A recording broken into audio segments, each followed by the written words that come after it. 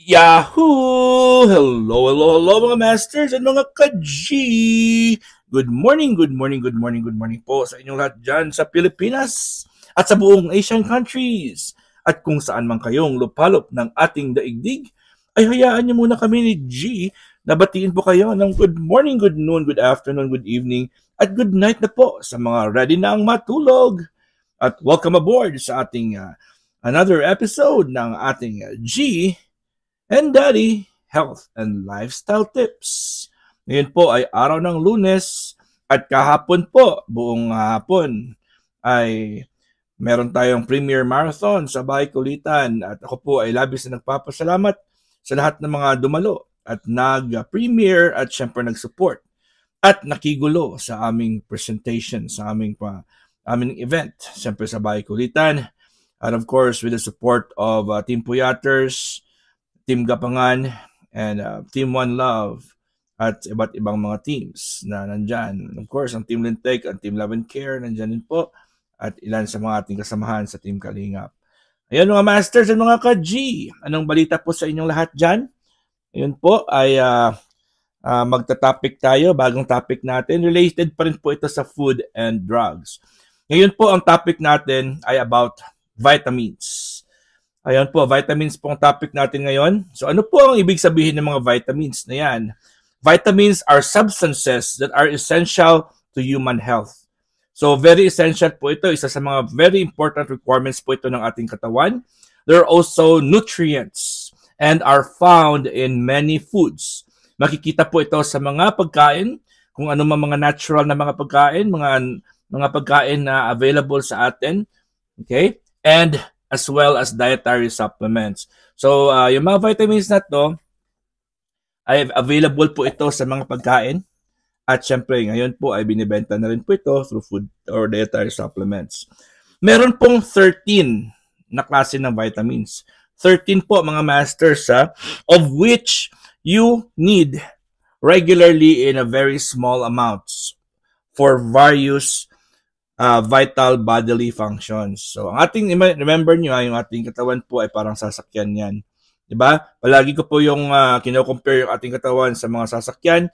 Kumbaga, ang sasakyan po natin, kailangan po, may mga ano yan, may mga gulong, may brakes, may gas, kailangan mo ng mga iba't ibang mga requirements. Brake fluids, oil, water, freon, gas, o battery, windshield wiper fluids, o di ba? Freon, di ba? May mga iba't ibang mga requirements yung sasakyan natin. Katulad din po sa ating katawan. Each organ, mga ating mga vital organs and mga ating mga tissues and cells, meron po yan silang mga requirements. Siyempre, vitamins and minerals. Pero ngayon po ay magfo-focus tayo sa vitamins. Okay? These vital functions support your health and help you sustain your energy. Okay, so ito po ang mga requirements na to, sila po ang maintain ng ating health at syempre, kailangan din ng ating energy ng ating katawan. So, masusustain po siya if we have vitamins sa katawan natin and minerals. Many vitamins deficiencies, pag sinabi natin deficiency po mga masters, ay kulang po siya sa ating katawan. Kulang na po siya. Na-lecture na rin natin po yan. Pag sinabi natin deficiency, ibig sabihin ilang taon mo siyang na-waste po siya sa ating katawan, ilang taon pong hindi po siya na-provide or naglalagas po siya. May leak or merong misuse or merong nakalimutan po siyang ibibigay sa katawan natin. Okay? So, many vitamin deficiencies they also contribute to fatigue or extreme tiredness. Okay? So, dahil po sa super pagod tayo or super busy tayo, ay ginagamit po ng katawan natin po yan, ang mga vitamins sa katawan natin. So, hanggang sa mawala po siya. Okay? A balanced diet can prevent fatigue and other issues like anemia and heart conditions. So mga deficiencies like anemia, siyempre kulang na po yung ating red blood cells or iron. Marami po yung mga kulang sa katawan natin. And heart condition. So siyempre yung heart natin ay hindi makapag-function pag kulang po ang requirements, di ba? So ano po ang different types of vitamins, mga masters? Okay, there are two types of vitamins. Two. Ang pinakauna is fat-soluble and ikalawa is water-soluble. Okay, so ano naman ang fat-soluble? Fat-soluble vitamins are so named because they dissolve in fats. So, sa fats ay madidissolve po siya. While water-soluble vitamins dissolve in water. So, common, obvious naman po yung pangalan niya, fat-soluble and water-soluble. Okay, fat-soluble vitamins, okay, focus tayo sa fat-soluble ngayon can be stored in fat, okay, in your body. Sa loob po ng ating katawan, may mga fats po tayo, di ba? So, yung mga vitamin, mga fat-soluble po, ay pwede siyang ma-store or matago po or ina-absorb po siya, tinatago po siya doon sa ating mga fats for days to weeks. Depende po yan, days to weeks. Okay? However, most water-soluble vitamins cannot be stored. And any excess, kung may mga sobra po sa katawan natin yan, ng mga ng mga water soluble na yan ay pinapalabas na po siya sa ating katawan, di ba? Pinapalabas po siya sa ating katawan. So iniihi lang po natin yan, mga masters. Iihiin lang natin yan ang mga water soluble na mga vitamins, di ba? Okay. So G. All right. So ouch. Ano ang mga klase ng mga aray? Ano ang mga klase po ng fat-soluble vitamins? So may 4 lang po na klase ng fat-soluble vitamins. Gawa natin ito ng acronym na ADEC. A, D, and C. Okay? ADEC. ADEC po. Yun yung vitamins A, vitamin D, and vitamin E, and vitamin K. Those are the fat-soluble vitamins. Okay? So, meron naman tayong water-soluble vitamins. So, ang ating water-soluble vitamins, ibig sabihin, pag ma-excess po sa katawan natin, iihi lang po natin yan.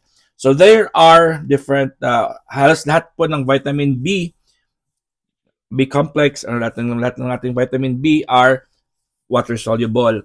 So, we have vitamins B1, B2, B3, B5, B6, B7, B9, B12, and vitamin C. So tatlo sila po yun. Lahat ng vitamins, wala namang vitamin B4, wala namang vitamin B. Okay? So vitamin B1, 2, 3, 5, 6, 7, 9, and 12. Those are the water-soluble vitamins. And of course, vitamin C. Okay? So anong purpose po ng mga vitamins? Vitamins are needed for many body functions. Maraming functions po ng katawan natin, including, number 1, immunity. So, syempre, ang mga vitamins po, ang mga mention ko kanina mga vitamins, kailangan po yan sila, lalo na po yung vitamin C, di ba? So, they are very well known and they are very well used by the body to make sure that our immune system is strong or our immune system is able to fight kung meron po siyang mga foreign objects or meron po siyang infection sa katawan natin.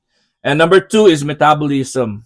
So metabolism is also important kasi yung metabolism po siya po yung nag-determine kung paano ka lumaki or paano magamit ng katawan natin ang mga pagkain. So the faster your metabolism is, okay, the more food is being processed properly or the more requirements you need. The slower your metabolism is, syempre yung iba dyan ay hindi talaga ma-absorb yung pagkain, mas lalong tumataba or mas lalong medyo sluggish po sila or wala silang ganang kumain. So yun, depende po yan sa metabolism. So vitamins can also help with metabolism. And of course, energy production. So, vitamins, kailangan talaga ay kumpleto po tayo sa vitamins kasi yan na po nag-determine o nagbibigay din po sa atin ng energy. So, yun ang may iba, malamya sila or in the middle of the day, pagod na po sila. kulang po sila sa mga vitamins, di ba? So vitamins pa lang pong pinag-uusapan natin, hindi pa tayo naka-introduction pa lang ito. Hindi pa natin na enumerate yung isa-isa sa mga vitamins. Okay? So as we go along po mga masters, kasi 12 minutes lang po ito, ay i-describe din natin yung mga iba't ibang klaseng mga vitamins para meron tayong knowledge kung para saan po yan, kung ano po yung mga purpose ng mga vitamins po na yan. And of course, ang fourth natin na purpose ng functions ng vitamins is bone health. So kailangan po ang bone health kasi po kailangan natin as we grow older, our bones becomes weaker and weaker pag hindi na natin ito inaalagaan. Diba? Our bones are very important. They're the frame or the structure of our body. So, ang bones natin ay binabalutan po yan ng mga muscles. And muscles, sa labas po ay may skin.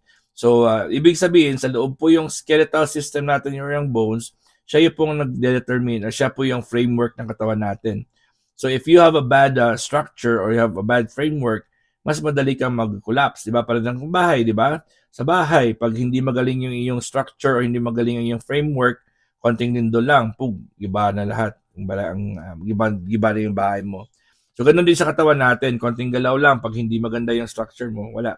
And of course, wound healing, it also facilitates wound healing, which is really good for, pag may wound ka, kailangan mag-heal po yan. Kasi pag hindi mag-heal, ayun, matagal, may mga complications. And of course, formations of hormones and blood cells.